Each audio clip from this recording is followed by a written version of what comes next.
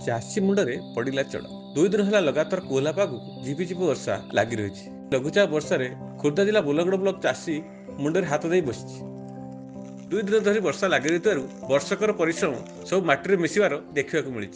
आउ केतोटी दिन भितर धान अमल कर घर को आनी था। लगाण वर्षा धान गजा हवा को बसला। चाषी मुंडे हाथ दे बस 3 दिन लगातार वर्षा आउ बर्तमान चाषी को हताश सोसाइटी ऋण कर्ज आणिकी लोन फोन आणिकी धान चाष करें जे आ मोरी भाया सब चाषी एमती भी भारी हैरान होती।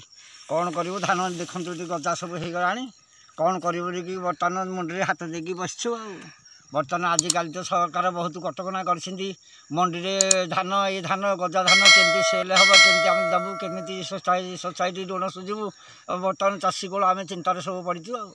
आउे देखु केते पाल कुआड़ू आणमु सबू के वर्षा तो पाग देलानी खाली जीवन बिक्री जो क्यारी धान जो जो पाल फल ना से वर्षा भिजिकी सब गजा हो गलानी 4 दिन लगाए तक वर्षा कौन करूँ आज्ञा चिंतार बर्तमान बसचु केमती सोसाइटी ऋण सुझीबू बड़ चिंता है ये गोटाक।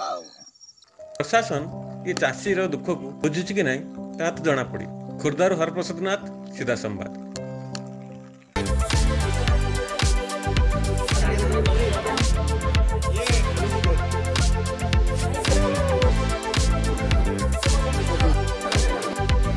तरह